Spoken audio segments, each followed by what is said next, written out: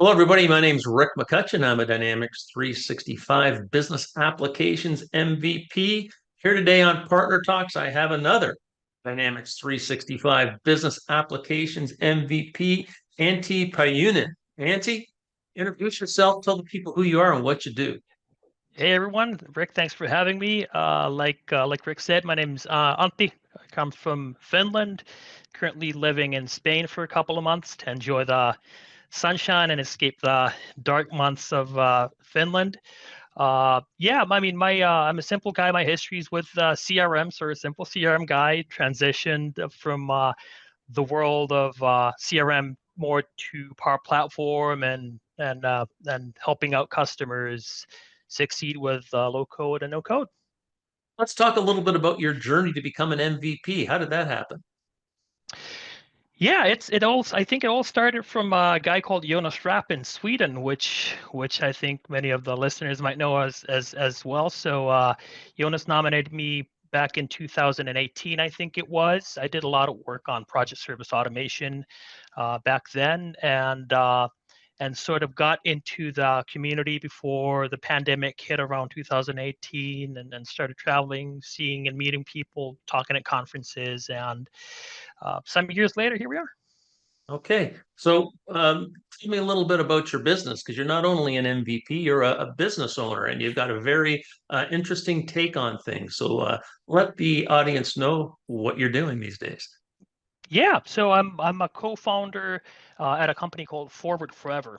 We're basically a Power Platform partner, primarily helping customers really succeed with Power Platform. We started in 2020, 1 month before the pandemic hit. So it was interesting to sign a lease on our, office and then realize that we're not going to be there for a while.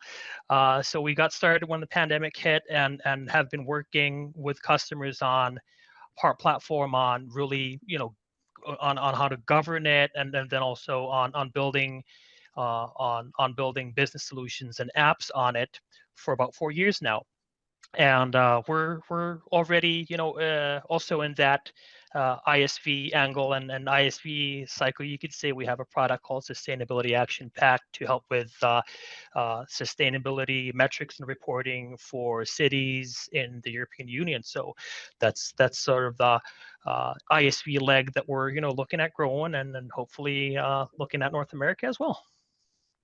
Talk about sustainability. Why don't we kind of go a little deeper in how organizations or I guess municipalities are using this application? Yeah, that's a great question. So the EU sets sustainability targets that cities have to in the EU have to meet, and it's basically the product sustainability action pack that we have is a means of those cities to set and keep track of their metrics, and then really communicate that information out to the public, to the residents and to the citizens, so that they have an idea of, how the cities are basically keeping track of what the EU says the, of the metrics that the EU says that they have to meet.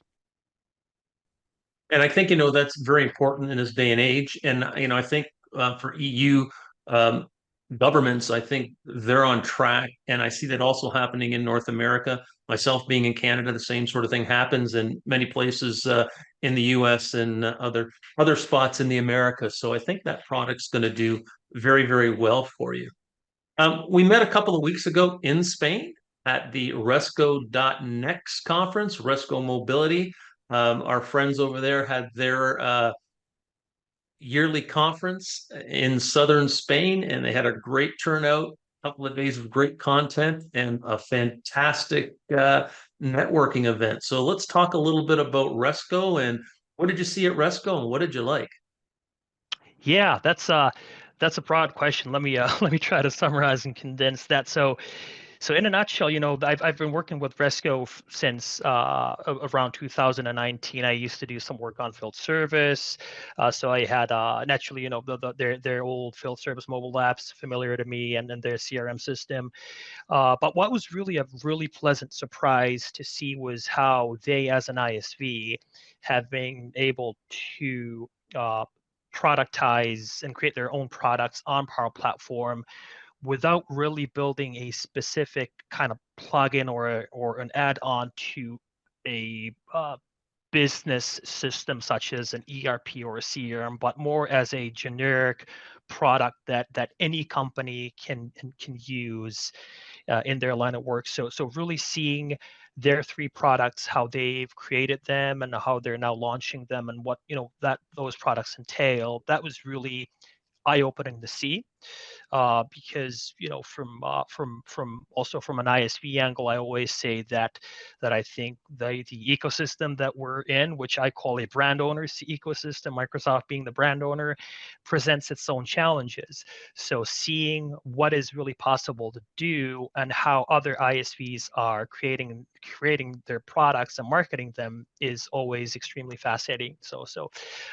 their success on that front that was the big thing for me. And I think a lot of the attendees saw that as well because they were traditionally known for their field service application. And I think they're really kind of taking that enterprise mobility space over in the world of dynamics. So, Antti, we're close to the end of the year. What have you got planned for 2024? 2024 is going to be another interesting year in low code, and what I'm personally going to do more in 2024 is develop our governance offering with my colleague and fellow MVP Jukka Niiranen.